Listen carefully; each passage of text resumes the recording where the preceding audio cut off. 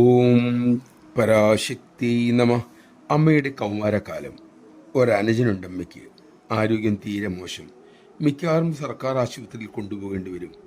അവിടെ വേദനിക്കുന്നവരെ, പണമില്ലാത്തവരെ, ദുരിതങ്ങൾ പേർന്നവരെ ആ ചെറുപ്രായത്തിലെ അമ്മ കണ്ടു. അമ്മയുടെ ഉള്ളിൽ ചുട്ടു. ഡോക്ടർക്ക് മരുന്ന് കുറിക്കാനുള്ള കടലാസ് രോഗികൾ തന്നെ അന്ന് കൊണ്ടു ചെല്ലണം.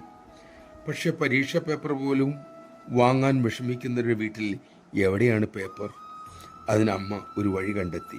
പള്ളിക്കൂടത്തിൽ പഠിക്കുന്ന തൻ്റെ സഹോദരങ്ങളുടെ ബുക്കുകളിൽ നിന്നും താളുകൾ കീറിയെടുത്ത് രോഗികൾക്കും വിദ്യാർത്ഥികൾക്കും കൊടുത്തുകൊണ്ടിരുന്നു. അതിൻ്റെ പേരിൽ കുറച്ച് അടിയപ്പം കിട്ടിയെന്ന് മാത്രം. അന്നും ഇന്നും എന്നും അമ്മ അത് തന്നെയല്ലേ ചെയ്യുന്നത്? കൊടുക്കുക, കൊടുത്തുകൊണ്ടേയിരിക്കുക.